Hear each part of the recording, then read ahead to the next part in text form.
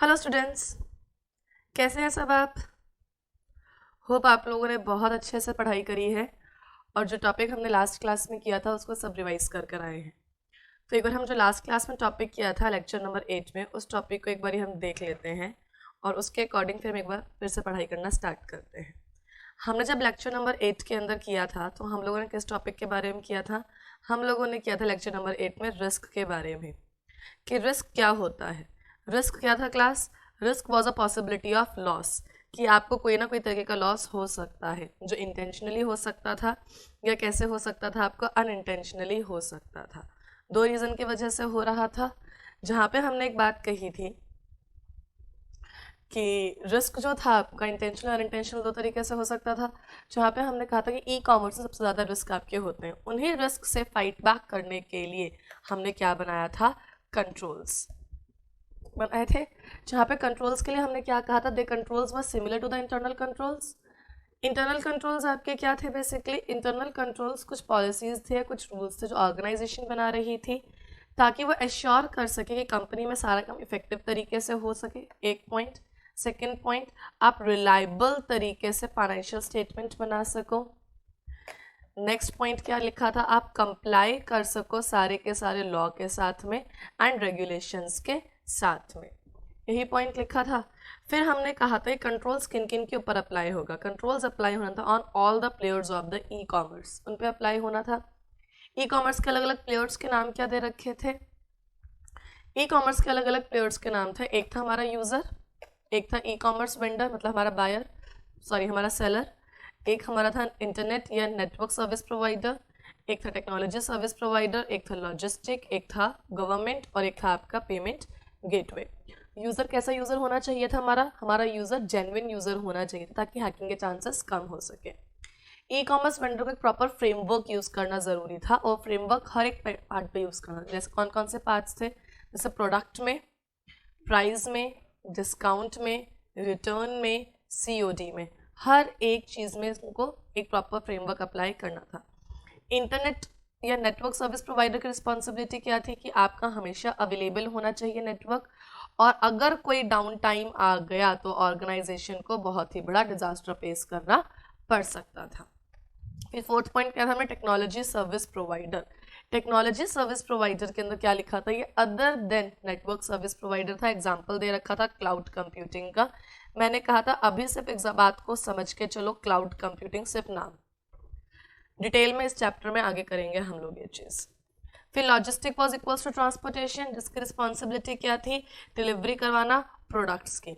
Government से दो point थे, एक तो टैक्स की कैलकुलेशन, टैक्स अकाउंटिंग, और एक लीगल प्रोडक्ट ही सेल हो सकते हैं। इलीगल प्रोडक्ट जैसे कि नार्कोटिक ड्रग्स वगैरह आप ऑनलाइन सेल नहीं कर सकते हैं। फिर हमने एक पॉइंट किया था पेमेंट गेटवे। पेमेंट गेटवे का इफेक्टिवली रन करना ज़रूरी था ताकि आप इफेक्टिव, एफिशिएंट और फुल प्रूफ तरीके से पेमेंट परफॉर्म कर सकें। इन सभी के सभी कंपोनेंट्स पे हमने कंट्रोल अप्लाई करने थे। कंट्रोल अगर इन पे अप्लाई होंगे तो रिस्क के चांसेस भी क्या हो जाएंगे? कम हो जाएंगे। क्लियर है? इसके अलावा हमने थोड़ा सा कुछ और भी किया था, वो हमने किया था बुक में। एक बार बुक में देखते हैं और उसके बाद अपना आज का लेक्चर नंबर 9 हम स्टार्ट करेंगे। बुक में हमने एक टॉपिक किया था जो हमने कहा था कि किस तरीके से हम लोग एजुकेट करेंगे बायर्स को। पहला पॉइंट लिखा था आपको क्या करना था? एजुकेट करना था बायर को।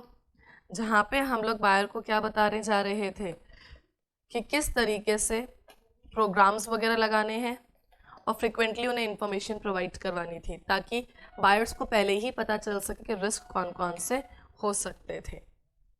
क्लियर है? फिर हमने अगला पॉइंट इसमें कौन सा देखा था? अगला पॉइंट कम्युनिकेशन करने थे कस्टमर को पॉलिसीज। इसमें सारी वही बातें लिखी थी जो हम अपने पेज पे देखते हैं ऑनलाइन शॉपिंग करते वक्त। Privacy policy, information security, shipment से रिलेटेड इन्फॉर्मेशन और आपके रिफंड से रिलेटेड इन्फॉर्मेशन, ये सारे पॉइंट्स लिखे हुए थे। अगला पॉइंट हमने किया था जिसके मैंने एमसीक्यू के 3 बातों को मार्क करवाया था। एक बात क्या मार्क करवाई थी हमें? कि हर ई कॉमर्स को इन स्टैंडर्ड्स के साथ में कंप्लाई करना ज़रूरी है। ये स्टैंडर्ड कौन इशू करता है? Reserve bank of India. इसमें चेंजेस कैसे आते हैं? टाइम टू टाइम चेंजेस आते हैं। क्लियर है? फिर हमने कहा था how to protect your computer system from the intrusion. ये पेपर में आया हुआ क्वेश्चन था हमारा। इंट्रूशन का मतलब क्या था आपका? किसी भी इंटरफेरेंस से। क्या था इंट्रूशन का मतलब? किसी भी तरीके के इंटरफेरेंस से किस तरीके से हम प्रोटेक्ट कर सकते हैं, या किसी भी तरीके के डिस्टरबेंस से हम किस तरीके से सिस्टम को प्रोटेक्ट कर सकते हैं। अलग अलग पॉइंट्स लिखे हुए थे हमारे पास में। एक पॉइंट कौन सा लिखा था इसमें? वायरस। वायरस के लिए मुझे डेली अपने सिस्टम को चेक करना है, ताकि अगर वायरस है तो मुझे पता चल सके। हैकर्स कब होगा? हमें सिस्टम का रेगुलर असेसमेंट करना है, वही डेली चेकिंग करनी है, ताकि वेबसाइट वनरेबल, मैंने पहले भी कहा था जहां वनरेबल वहां हैकर होगा ही होगा। पासवर्ड के लिए क्या पॉइंट लिखा था? पासवर्ड को हमें क्या करना पड़ेगा? रेगुलर बेसिस पे चेंज, और अगर कोई पासवर्ड किसी फॉर्मर मतलब पुराने एम्प्लॉय ने सेट किया है तो उस पासवर्ड को हमें वहां से चेंज करना जरूरी था। फिर अगला पॉइंट कौन सा लिखा था हमारे पास? Regular software updates. हमें सॉफ्टवेयर को रेगुलरली अपडेट करना जरूरी है। जहाँ पे मैंने एक पूरी चेन बनाई थी, हम क्या करेंगे इसमें? फिक्स करेंगे बग्स को। बग्स फिक्स करने की वजह से सॉफ्टवेयर ज़्यादा वनरेबल नहीं रहेगा। मेरा सॉफ्टवेयर क्या हो जाएगा? स्ट्रांग। वीक नहीं होगा, वी स्ट्रांग होगा, तो इसमें हैकिंग के चांसेस क्या हो जाएंगे? मिनिमाइज हो जाएंगे। तो क्या बात कही थी इसके अंदर हमने? Your site should always be updated for security purpose. अगर ऐसा करोगे तो आपकी साइट वनरेबल टू अटैक नहीं होगी। अगर आप ऐसा करने से फेल हो गए तो साइट आपके वनरेबल टू अटैक हो सकती है। फिर अगला पॉइंट इसमें हमने कौन सा किया था? अगला पॉइंट इसमें हमने किया था सेंसिटिव डेटा। सेंसिटिव का मतलब मैंने क्या बताया था? सेंसिटिव का मतलब होता है इम्पॉर्टेंट या फिर पर्सनल डेटा। सेंसिटिव डेटा को आपको हमेशा इनक्रिप्ट करके रखना है। इनक्रिप्ट का मतलब मैंने क्या कहा था? कोड्स में कन्वर्ट करके रखना है। क्या करके रखना था? इनक्रिप्ट, कोड्स में कन्वर्ट। जैसे हमने एग्जांपल लिया था इसमें आपका राजी मूवी का। राजी मूवी में जब आलिया भट्ट कोई मैसेजेस सेंड कर रही थी तो क्या यूज करते? इंक्रिप्शन कोड्स, जैसे डॉग, कैट, ये वो आपके टक टक टक साइंस के, जहाँ पे रिसीवर और सेंडर इन दोनों को पता होता है कि कोड्स का मतलब क्या है। और अगर बीच में किसी भी थर्ड पार्टी ने या किसी भी इंट्रूशन ने उस मैसेज को कॉपी कर भी लिया तो वो मैसेज को डीकोड नहीं कर पाएगा। क्यों नहीं कर पाएगा? क्योंकि उसके की जहाँ पे उसका मतलब लिखा हुआ है वो सिर्फ या तो रिसीवर के पास है या किसके पास है? सेंडर के पास है। तो यहाँ पे कोई भी हैकर या कोई भी third party will not be able to get access of it without the key. की का मतलब यहाँ पे क्या है? सॉल्यूशन, जहाँ पे उसका मतलब पूरा लिखा हुआ है। फिर लास्ट पॉइंट, आपको पता होना चाहिए आपके सर्विस प्रोवाइडर कॉन्ट्रैक्ट की डिटेल्स। ये सारे पॉइंट्स हमने किए थे लास्ट क्लास में। अब देखो आज के क्लास के टॉपिक्स को हम स्टडी करने चलते हैं। आज हम कौन से पेज पे पढ़ रहे हैं? आज हम लोग पढ़ रहे हैं पेज नंबर 4.31। कौन से पेज पे कर रहे हैं हम लोग? Page number 4.31। और इस पेज पे अब देखते हैं क्या क्या लिखा हुआ है।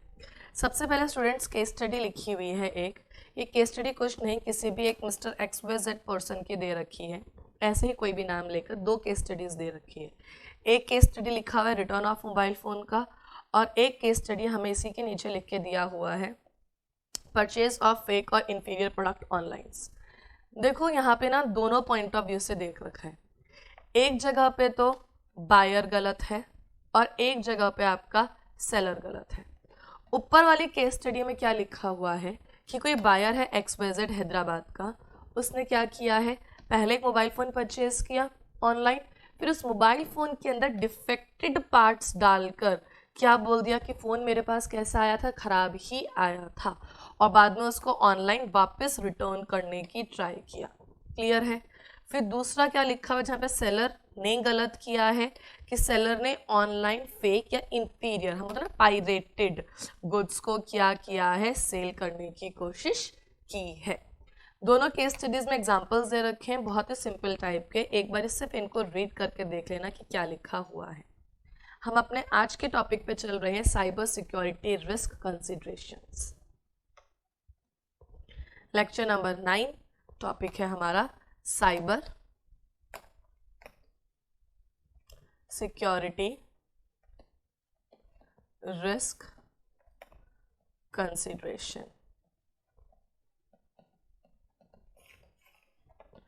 पेज नंबर 4.31 पे। सब पेज नंबर पे पहुंच जाओ फटाफट से। 4.31। अब देखो नाम से ही पता चल रहा है साइबर सिक्योरिटी। क्या लिखा है? Cyber security. What is cyber? कभी सावधान इंडिया या क्राइम पेट्रोल देखा है?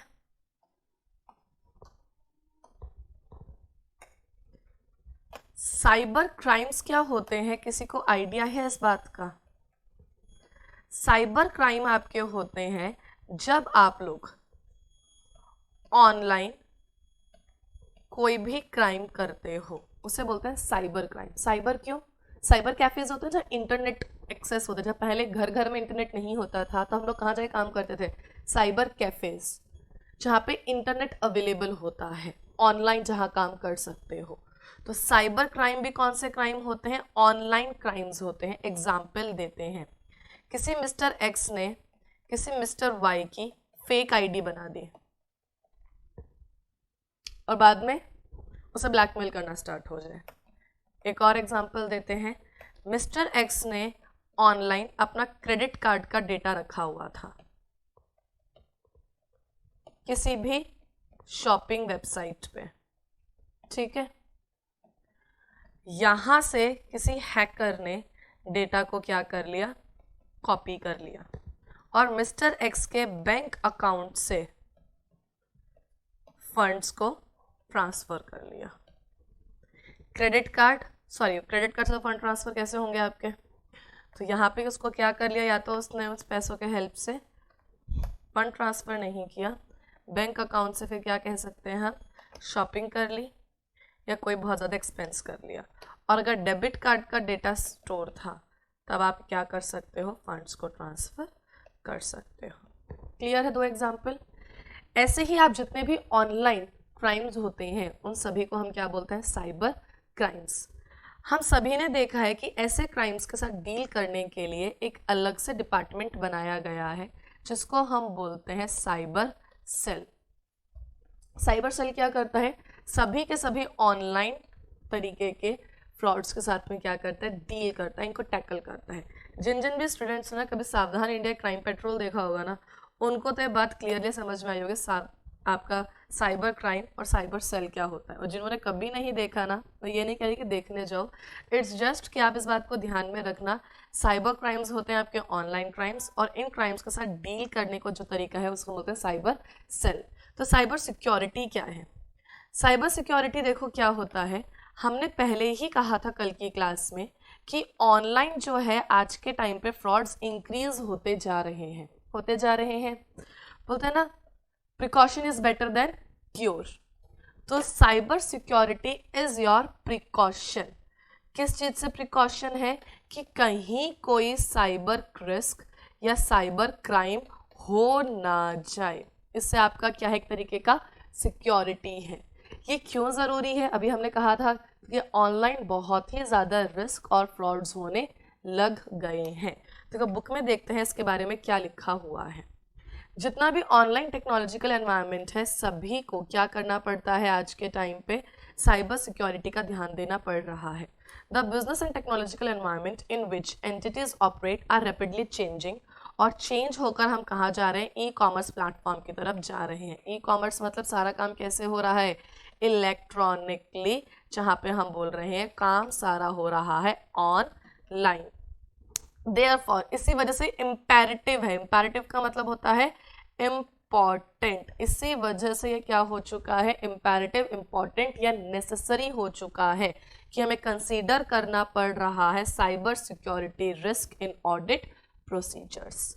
अब इस साइबर सिक्योरिटी तो हमें पता चल गया। What is this audit procedure?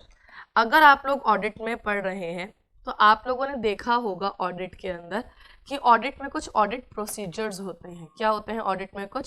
Audit में हम लोग कुछ ऑडिट प्रोसीजर्स पढ़ते हैं जिसमें से एक प्रोसीजर होता है रैप, रिस्क असेसमेंट प्रोसीजर। क्या होता है नाम उसका? RAP, risk assessment procedure. अब देखो डिटेल में रटने की जगह बहुत ही सिंपल तरीके से समझते हैं। रिस्क को असेस करने का प्रोसीजर। रिस्क हमें पता है पॉसिबिलिटी ऑफ थ्रेट। असेस का मतलब क्या होता है? सिंपल वर्ड में एग्जामिन। क्या होता है एसेस का मतलब? एग्जामिन, रिस्क को एग्जामिन करने का तरीका, उसे हम क्या बोलते हैं, रिस्क असेसमेंट प्रोसीजर। ये रिस्क असेसमेंट प्रोसीजर कौन लगाता है आकर आपका, बिल्कुल ऑडिटर लगाता है, ताकि ऑडिटर रैप की मदद से ये देख सके कि एक एंटिटी के अंदर कितना ज़्यादा रिस्क है, क्योंकि अगर रिस्क ज़्यादा हुआ तो फ्रॉड के चांसेस भी ज़्यादा होंगे। क्लियर है पॉइंट। तो आपको अपने ऑडिट का NTE, नेचर, टाइम और एक्सटेंट भी क्या करना पड़ेगा, ज़्यादा ही करना पड़ेगा। तो रिस्क असेसमेंट प्रोसीजर्स क्या होते हैं आपके, इसे हम बोलते हैं रैप। और यहाँ पर आपको क्या करना है, एंटिटी में रिस्क को असेस मतलब आइडेंटिफाई क्या करेंगे। देखो हम सबसे पहले रिस्क को क्या करेंगे, आइडेंटिफाई करेंगे कि रिस्क है भी या नहीं है। सबसे पहले क्या करेंगे हम, रिस्क को आइडेंटिफाई कि रिस्क है भी या रिस्क नहीं है। एक बार ही आपने रिस्क को आइडेंटिफाई कर दिया, फिर आप क्या देखोगे, उसका इम्पैक्ट जानने की कोशिश करोगे। क्या जानने की कोशिश करोगे, इम्पैक्ट, कि उस रिस्क से मुझे लॉस या थ्रेट कितना ज़्यादा हो सकता है, उसके चांसेस कितने ज़्यादा है, लाइक्लीहुड होने के चांसेस। और फिर कहीं जाके हम उस रिस्क को क्या देते हैं, रिस्पॉन्स देते हैं। रिस्पॉन्स का मतलब क्या है, रिस्क को मिनिमाइज करने का तरीका ढूंढते हैं। यही होता है रिस्क असेसमेंट प्रोसीजर। तो यहाँ पर भी हमारा यही है, पहले रिस्क को क्या करेंगे, आइडेंटिफाई करेंगे, फिर उसका इम्पैक्ट जानेंगे और फिर उसको क्या करेंगे, रिस्पॉन्स करने का तरीका ढूंढेंगे। अब एक बार जरा बुक में देखते हैं इसके बारे में क्या लिखा हुआ है। क्या लिखा है, risk assessment is very important part and parcel of audit procedure. Part and parcel मतलब बिल्कुल उसके साथ साथ चलता है। One of the most important aspect to be kept in mind during the risk assessment procedure, कि कंसिडरेशन आपको देना है चेंजिंग रिस्क ऑफ एंटिटी पे और किस तरीके से टेक्नोलॉजी आपकी चेंज हो रही है। देखो यहाँ पे इन्होंने एक पॉइंट लिखा हुआ है, क्योंकि सारा का सारा काम कैसे हो रहा है, ऑनलाइन हो रहा है, तो टेक्नोलॉजी में जो चेंजेस आ रहे हैं उसको भी कंसीडर करना ज़रूरी है, क्योंकि चेंज इन टेक्नोलॉजी की वजह से भी रिस्क हो सकते हैं, जिनका इम्पैक्ट मुझे देखना है, potential impact on the financial statements. अब देखो, there could be cyber security risk, और वो दो तरीके के हैं, जिनका एक डायरेक्ट इम्पैक्ट आ रहा है और एक इनडायरेक्ट इम्पैक्ट आ रहा है। तो रिस्क हमारे कितने टाइप के हो सकते हैं, दो, जिसपे यहाँ पे इम्पैक्ट किस तरीके का आएगा, डायरेक्ट या इनडायरेक्ट। रिस्क का इम्पैक्ट जो आ सकता है वो दो तरीके से आएगा, या तो कैसे आएगा आपका, डायरेक्ट इम्पैक्ट आएगा, या कैसे आएगा आपका, इनडायरेक्ट इम्पैक्ट आएगा। मान के चलते हैं एक XYZ शॉपिंग वेबसाइट है, ये वेबसाइट आपकी हैक हो गई है। क्या हो गई है, हैक। तो डायरेक्ट इम्पैक्ट किसके ऊपर आएगा, बिल्कुल इस XYZ शॉपिंग वेबसाइट पर ही आएगा, क्योंकि इसका जितना भी सेंसिटिव डेटा है वो डेटा सारा क्या हो जाएगा, लॉस हो जाएगा, और ऑर्गेनाइजेशन को प्रॉब्लम फेस करनी पड़ सकती है। क्यों हुआ होगा, ये हुआ होगा बिकॉज, इस साइन का मतलब क्या होता है, बिकॉज इनके शायद वीक पासवर्ड्स होंगे, या फिर इनका सिस्टम बहुत ही ज़्यादा क्या होगा, वनरेबल होगा। क्लियर। अब देखो स्टूडेंट्स, इनडायरेक्ट इम्पैक्ट किसके ऊपर आएगा, इस चीज़ के होने का, इस चीज़ के होने का स्टूडेंट्स इनडायरेक्ट इम्पैक्ट आएगा हम जैसे कस्टमर्स पर। किसके ऊपर आएगा, कस्टमर्स, क्योंकि कस्टमर्स ने भी तो अपना डेटा स्टोर करके रखा है।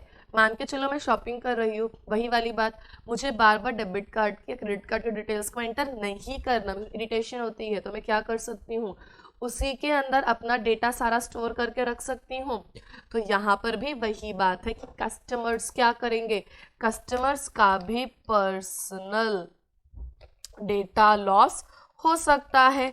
अब जैसे ही कस्टमर का पर्सनल डेटा लॉस हुआ, सिक्योरिटी की पॉलिसी क्या हो गई, ब्रीच हो गई ना, क्योंकि हमें तो ई कॉमर्स वालों ने क्या कहा था, आपका जितना भी पर्सनल डेटा है हम उसे क्या करके रखेंगे, सिक्योर करके रखेंगे। वो सिक्योरिटी की पॉलिसी क्या हो गई है, अब ब्रीच हो गई है। अगर आपकी सिक्योरिटी पॉलिसी जैसे ही ब्रीच हो जाएगी, तो हमारा कॉन्ट्रैक्ट ब्रीच होने पर हम क्या करते हैं, हम लोग अब सू कर सकते हैं किसको, ई कॉमर्स वेंडर को। किसको सू कर सकते हैं? ई कॉमर्स वेंडर को हम इजीली सू या उसके ऊपर केस कर सकते हैं। क्लियर है? तो रिस्क का इम्पैक्ट कितने टाइप का आएगा? 2 टाइप का। एक कौन सा आएगा? डायरेक्ट रिस्क, और एक कौन सा आएगा? Indirect risk. डायरेक्ट रिस्क जहाँ पे ऑर्गेनाइजेशन का खुद का डेटा लॉस होने के चांसेस हैं। अटैक क्यों हुआ? क्योंकि वीक पासवर्ड से वनरेबल सिस्टम था। वनरेबल मतलब था हमारा वीक, कि सिस्टम इजी टू हैक था। इनडायरेक्ट इम्पैक्ट किसके ऊपर आएगा? इनडायरेक्ट इम्पैक्ट आएगा कस्टमर्स पर, क्योंकि कस्टमर्स का पर्सनल डेटा क्या हो गया है? लॉस हो गया है। बुक में देखिए क्या लिखी है बात। बुक में पॉइंट दिखा था कि हमारे पास साइबर रिस्क 2 टाइप के हो सकते हैं, डायरेक्ट और इनडायरेक्ट। इनडायरेक्ट में पहले डायरेक्ट पॉइंट क्या लिखा हुआ है? और डायरेक्ट फाइनेंशियल इम्पैक्ट कुछ भी, अगर एप्लीकेशन जो है कंपनी की वीक पासवर्ड से बना हुआ है और इजी टू ओपन है, तो वो हार्म कर सकता है इंटीग्रिटी ऑफ डेटा को। इंटीग्रिटी का मतलब किया हुआ है क्लास में हमने, डेटा को लॉस हो सकता है या डेटा में अनऑथराइज्ड चेंजेस हो सकते हैं। इंटीग्रिटी का मतलब बिल्कुल वही है कि अनऑथराइज्ड तरीके से डेटा को हार्म किया जा सकता है। इनडायरेक्ट इम्पैक्ट क्या आएगा? इनडायरेक्ट है कि सेंसिटिव कस्टमर का इंफॉर्मेशन है, जैसे कि बैंक अकाउंट नंबर, और जैसे ही ये ब्रीच होगा result, as a result legal consequences. Legal consequences में हम क्या कर सकते थे? सू कर सकते थे ऑर्गेनाइजेशन को, क्योंकि उसने हमारा कॉन्फिडेंशियलिटी को क्या कर दिया है? ब्रीच कर दिया है। तो इम्पैक्ट कितने टाइप के बोले? इम्पैक्ट हमने 2 टाइप के बोले हैं। डायरेक्ट फाइनेंशियल इम्पैक्ट कब आएगा? क्योंकि कंपनी का जो इंफॉर्मेशन सिस्टम है, जो कंपनी के इंफॉर्मेशन है, उसमें वीक पासवर्ड्स यूज हो रखे हैं, जिस वजह से वो ओपन है सबके लिए यूज करने के लिए। एज अ रिजल्ट उनका इंपॉर्टेंट डेटा लॉस हो सकता है। सेकेंड पॉइंट क्या लिखा है इसमें? Indirect operational. इनडायरेक्ट में क्या पॉइंट लिखा था? कि कस्टमर की इंफॉर्मेशन लीक हो सकती है। जैसे ही कस्टमर की इंफॉर्मेशन लीक होगी, कॉन्ट्रैक्ट ब्रीच होगा। कॉन्ट्रैक्ट ब्रीच होने का रिजल्ट के लीगल कॉन्सिक्वेंसेस। कॉन्ट्रैक्ट ब्रीच होने पे हम इजीली उनको क्या कर सकते हैं? सू कर सकते हैं। क्लियर है ये वाला पॉइंट हमारा? पक्का? तो अभी तक की क्लास में हमने जो चीज़ करी है वो हमने क्या किया है? अभी तक में हमने सिर्फ और सिर्फ किस बात को समझा है? अभी तक में हमने आज की क्लास में क्या समझा है? साइबर सिक्योरिटी रिस्क किया था अभी तक में हमने। बाद में इसके बाद में हमने पढ़ा था पॉइंट्स क्या और उसके डायरेक्ट और इनडायरेक्ट इम्पैक्ट्स देखे हैं। क्लियर? अब देखो बुक में ना तुम लोगों को एक एसए 315 के बारे में लिख के दिया हुआ है। किसके बारे में लिख के दिया? एसए 315। बिल्कुल सही समझ रहे हो। एसए 315 क्या था आपका? आइडेंटिफाई करना और अंडरस्टैंड करना। किस चीज़ को? एंटिटी को and its environment and internal controls. अरे हाँ भाई, ऑडिट का ही पार्ट है। थोड़ा सा ऑडिट का पार्ट हमारा ईआईएस में भी है। क्यों है? देखो बहुत सिंपल रीज़न है ऑडिट का पार्ट ईआईएस में होने के पीछे का। ठीक है, वो सिंपल रीज़न क्या है? ध्यान से सुनो। हम लोग ईआईएस क्यों पढ़ रहे हैं? 2 रीजंस की वजह से पढ़ रहे हैं। एक रीज़न तो क्या है कि आज के टाइम पे सारा काम लेटेस्ट टेक्नोलॉजी की मदद से हो रहा है, तो आपको टेक्नोलॉजी का आइडिया होना ज़रूरी है, आपको इन्फॉर्मेशन होनी ज़रूरी है। सेकेंड पॉइंट, अब जब सारा काम किससे हो रहा है? टेक्नोलॉजी से ही हो रहा है। जितने भी फाइनेंशियल स्टेटमेंट्स हैं वो कैसे बन रहे हैं? ऑनलाइन। जितने भी इनवॉइसेस हैं वो कैसे बन रहे हैं? ऑनलाइन। जब पेपर वर्क ही नहीं बच रहा कुछ भी, तो ऑडिटर चेक क्या करेगा? पहले तो पेपर चेक कर लेता था ना, अब हम चेक क्या करेंगे? अब हमें इस टेक्नोलॉजी की भी ऑडिट करनी पड़ेगी, जिसे हम बोलते हैं आईएएस ऑडिटर, जो इसकी ऑडिट करता है, इंफॉर्मेशन सिस्टम ऑडिटर। बिल्कुल, ये भी एक स्कोप है हमारे पास, और इसी वजह से हम आपको कौन सा टॉपिक पढ़ाते हैं? ये टॉपिक पढ़ाते हैं ताकि आपको आइडिया रहे कि क्या चीज़ आपका नया स्कोप हो सकता है, ताकि फ्यूचर में जाके दिक्कत ना आए।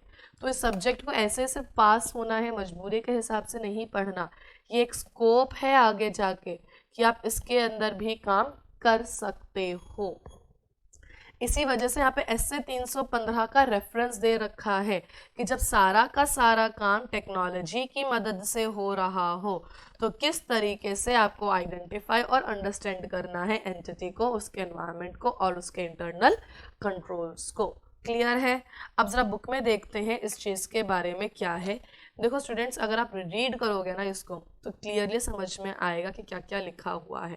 ऐसे 315 के जो खाली आईटी वाले पॉइंट्स लिखे हुए हैं ना इंटरनल कंट्रोल्स के अंदर, उन्हीं के बारे में लिखा हुआ है। इसे सिर्फ एक बारी रीड करके देख लेना। कंप्लीटली ऑडिट वाला ऐसे 315 का ही डिटेल दे रखा है। मैं डिटेल में चली जाती, लेकिन मुझे पूरा का पूरा स्टैंडर्ड पढ़ाना पड़ेगा ऑडिट के पॉइंट ऑफ व्यू से। तो इसलिए आपने जब उसको पढ़ोगे तो उसको सिर्फ एक बारी साथ में क्या करना है, रीड करना है। इससे ज़्यादा टेंशन लेने की ज़रूरत नहीं है। क्लियर है?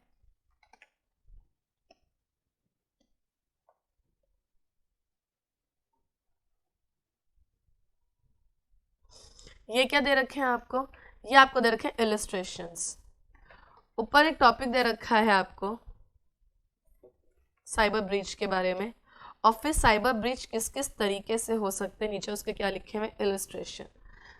बच्चों ये इलस्ट्रेशन भी ना सिर्फ और सिर्फ एक बार आपको क्या करना है, रीड करना है। क्या करना है? रीड। इलस्ट्रेशन का मतलब किस किस को पता है? एग्जाम्पल, बट ऑब्वियस मैथ्स में सबने पढ़ा इलस्ट्रेशन क्या होता है।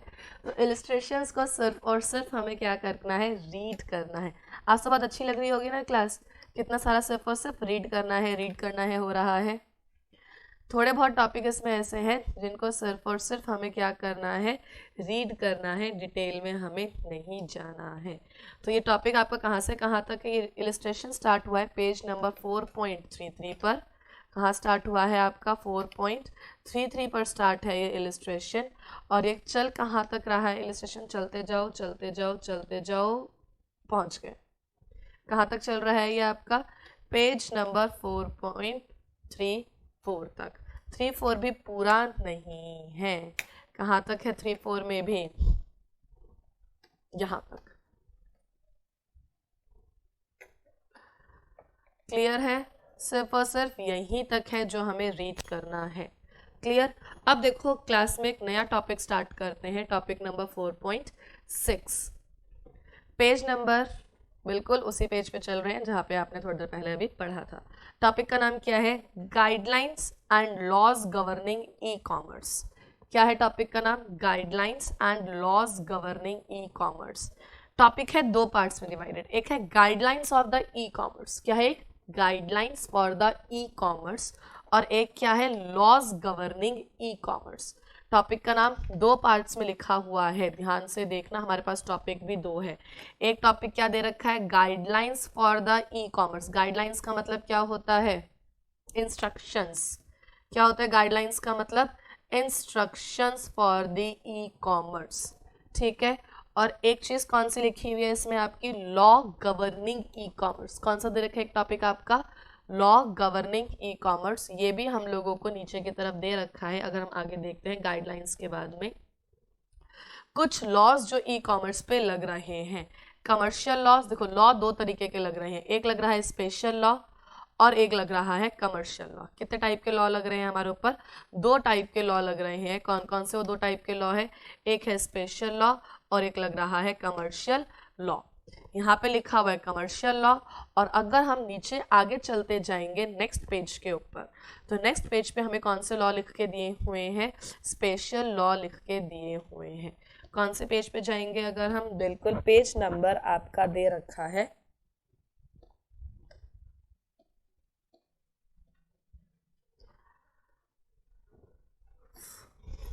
4.38। इस पेज पे कौन से लॉज लिखे हुए हैं आपके? स्पेशल लॉज लिख के दिए हुए हैं। तो स्टूडेंट्स अब हम जरा पहले गाइडलाइंस को स्टडी करते हैं, फिर लॉज को स्टडी करेंगे। गाइडलाइंस के लिए वापस उसी पेज पे आ जाइए, आपका पेज नंबर 4.34। पेज नंबर 4.34 पे आपको क्या लिख के दिए हैं? गाइडलाइंस लिख के दिए हैं। जहाँ गाइडलाइंस का मतलब हमने अभी अभी क्या कहा था? गाइडलाइंस का मतलब होता है इंस्ट्रक्शंस।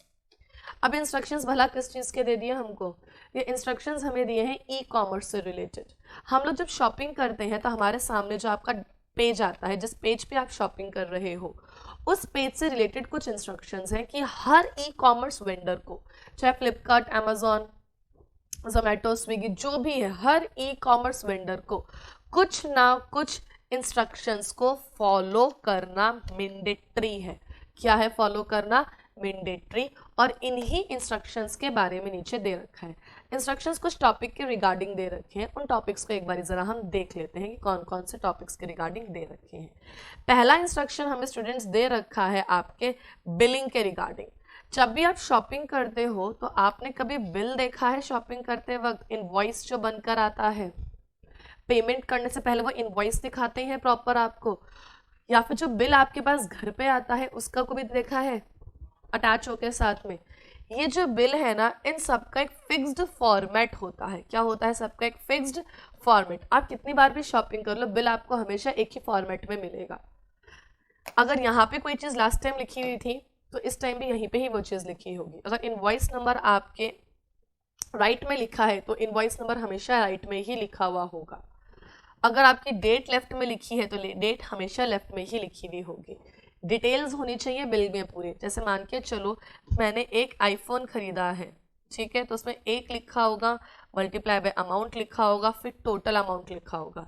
फिर अगर कोई डिस्काउंट अवेलेबल है तो यहाँ पे वो डिस्काउंट लिख कर दिया हुआ होगा, फिर टोटल अमाउंट पेबल लिख कर दिया होगा, फिर नीचे उन्होंने अपने बारे में बहुत कुछ लिखा होगा, जैसे कि जीएसटी नंबर लिख के दिया होगा, जीएसटी को सेग्रीगेट करके लिखा हुआ होगा। एक बात का ध्यान देना, हर एक बिल में जीएसटी को अलग अलग तोड़ के सीजीएसटी और आईजीएसटी, एसजीएसटी जो भी आपका लग रहा है वो अलग अलग से तोड़ के दिखाना ज़रूरी है। तो हर एक आपका जीएसटी, यूटी जीएसटी जो भी एप्लीकेबल हो रहा है, हर किसी को अलग अलग ब्रेक करके दिखाना ज़रूरी है। तो बिल के रिगार्डिंग 3 टाइप की आपको इन्फॉर्मेशन दे रखी है। एक कौन सी दे रखी है? बिल का फॉर्मेट कांस्टेंट होना चाहिए। नेक्स्ट कौन सी दे रखी है कि बिल में जितनी भी डिटेल्स हैं उसको प्रॉपरली शेयर होना ज़रूरी है। और अगला पॉइंट क्या था? एप्लीकेबल जीएसटी उस पर शो होना ज़रूरी है। जीएसटी नंबर और जीएसटी किस रेट पे एप्लीकेबल हुआ है वो रेट, और उसका ब्रेकअप क्या है वो भी शो होना ज़रूरी है। क्लियर है पहला पॉइंट? अब देखते हैं अगला पॉइंट कौन सा लिखा है। अगला पॉइंट जो स्टूडेंट्स इसके अंदर लिखा हुआ है वो है आपका प्रोडक्ट गारंटी एंड वारंटी। जब आप सामान परचेज करते हो कोई भी सामान, तो गारंटी या वारंटी की इन्फॉर्मेशन वहाँ पे लिखी हुई होती है कि 1 साल की वारंटी है, टेक्निकल वारंटी है। मान के चलो हम लोग ईयरफोन परचेज कर रहे थे ऑनलाइन, क्या परचेज कर रहे हैं? ईयरफोन। तो ईयरफोन की ना वारंटी लिखी हुई होगी कि 1 ईयर की वारंटी है। ये वारंटी खाली टेक्निकल डैमेज के ऊपर मिलेगी, या कुछ ईयरफोन वाले बोल देते हैं हम तो फिजिकल डैमेजेस पर भी दे देंगे। तो वारंटी लिखी हुई होनी ज़रूरी है। प्लस अगर मान के चलो आपने लैपटॉप परचेज किया है या कोई ब्रांडेड वॉच परचेज की है तो साथ में वारंटी कार्ड भी आता है। क्लियर है? क्योंकि वहाँ पर आपका क्या होगा, जो वेंडर है, सॉरी जो मैन्युफैक्चरर है वही आपको रिप्लेस करके देगा। तो 2 पॉइंट्स लिखे हैं। एक तो इनको वारंटी को डिस्प्ले करना ज़रूरी है कि वारंटी कितने टाइम पीरियड की मिलेगी ऑनलाइन, एज वेल एज उन्हें एक डॉक्यूमेंट साथ में भेजना ज़रूरी है जिसको हम क्या बोलते हैं, आपका वारंटी कार्ड साथ में देना ज़रूरी है, जिसके बेसिस पर आप डॉक्यूमेंट्स को चेक कर सकते, मतलब जिसके बेसिस पर आप कभी भी डॉक्यूमेंट्स को रिप्लेस करवाएंगे। अब देखो 2 पॉइंट्स लिखे। पहला हमने क्या लिखा था? बिलिंग। बिलिंग में क्या लिखा था कि बिल का फॉर्मेट सेम होना चाहिए, सारी डिटेल्स उसके अंदर होनी चाहिए, एप्लीकेबल जीएसटी उसके अंदर शो होना चाहिए। वारंटी में 2 बातें लिखी थी। पहला पॉइंट, वारंटी से रिलेटेड हर एक बार डिस्प्ले होना ज़रूरी है। और सेकंड पॉइंट क्या लिखी थी इसके अंदर आपकी कि वारंटी के डॉक्यूमेंट्स जो आपके आएंगे, ठीक है, वो साथ में सेंड करने ज़रूरी है। फिर अगला पॉइंट इसके अंदर किसके बारे में लिखा है? अगला पॉइंट लिखा है इसके अंदर शिपिंग के बारे में। शिपिंग मतलब डिलीवरी करवाना गुड्स को। शिपिंग से रिलेटेड सारी बातें, कितने टाइम में शिपिंग होनी चाहिए, पैकेजिंग का टाइम क्या होगा आपको, उससे रिलेटेड डॉक्यूमेंट, हर एक चीज़ टाइमली बेसिस पे इंश्योर हो, ये चीज़ आपको वहाँ पे गिवन होगी। शिपिंग से रिलेटेड पूरी इन्फॉर्मेशन आपको ऑनलाइन प्रोवाइड करवाना इनको ज़रूरी है। 3 पॉइंट्स क्लियर है? बिल होना, वारंटी मिलना, शिपिंग के इन्फॉर्मेशन होना। अब देखो अगर हम आगे चलते हैं तो लिखा है डिलीवरी। जब आप डिलीवरी करवाने की बात करवाते हो गुड्स को, तो वहाँ पे ना वो आपसे पूछते हैं कि डिलीवरी कैसे चाहिए, which mode of delivery, courier के थ्रू चाहिए, थर्ड पार्टी पर्सन के थ्रू, या फिर आप खुद आके उसे पिकअप करने वाले हो। अगला पॉइंट में आता है कि डिलीवरी कब। ऐसा क्यों होता है डिलीवरी कब वाला? कभी कभी हमें सेम डे डिलीवरी चाहिए होती है जिसके लिए हम एक्स्ट्रा पैसे पे करने के लिए तैयार होते हैं। होता है ना कि अगर आप एक्स्ट्रा चार्जेस पे करोगे तो आपको सेम डे डिलीवरी मिल जाएगी। और फिर वो कभी कभी क्या लिखता है कि अगर आपको फ्री में डिलीवरी चाहिए तो कम से कम 10 दिन या 8 दिन आपको वेट करना पड़ेगा, सॉरी मैक्सिमम 10 दिन या 8 दिन वेट करना पड़ेगा, ऐसा कुछ होता है। तो when delivery is to be made, time की बात पूछो, वेयर, ऑफिस में डिलीवरी चाहिए, हाउस में डिलीवरी चाहिए, किस टाइम पर डिलीवरी चाहिए। मैंने बोला ऑफिस तो 9 से लेकर 5 के बीच में डिलीवर कर देना। घर है तो मैंने बोला भैया सुबह 8 बजे से लेकर रात को 8 बजे तक कभी भी डिलीवर कर देना। क्लियर है? तो बायर के ऑफिस के थ्रू चाहिए, होम के थ्रू चाहिए, या किसी डेडिकेटेड डिलीवरी शॉप से आप खुद सामान परचेज करके लेके जाओगे। तो डिलीवरी से कितने पॉइंट्स लिखे थे? 3 पॉइंट्स। डिलीवर का मोड क्या होना चाहिए, कब डिलीवर होना चाहिए और कहाँ डिलीवर होना चाहिए। क्लियर अप डिलीवरी वाला पॉइंट। अब देखो इसमें आगे कौन सी बात लिखी हुई है, अगर हम आगे की तरफ चलते हैं, रिटर्न और पेमेंट। भाई रिटर्न की पॉलिसी पता होना बहुत ज़रूरी है, जो रिटर्न के बारे में ढंग से नहीं पता तो आपके कितनी बार होता है ना, गुड्स को मंगवाते हैं सिर्फ देखने के लिए कि ठीक हुए तो खरीद लेंगे वरना वापस कर देंगे। अगर रिटर्न की पॉलिसी ठीक नहीं हुई, अगर रिटर्न की पॉलिसी ढंग से मेंशन नहीं है तो दिक्कत आ सकती है इसमें। तो रिटर्न में क्या पॉइंट लिखा हुआ है इसमें, which goods can be return. वहाँ पे ना कई गुड्स का लिखा होता है नो रिटर्न, तो कौन कौन से गुड्स रिटर्न हो सकते हैं, कौन कौन से नहीं, वहाँ पे क्लियरली मेंशन होना ज़रूरी है कि कोई गुड्स आपके रिटर्न नहीं हो सकते तो लिखा हुआ होना कंपलसरी है कि ये गुड्स रिटर्न आपके नहीं होंगे।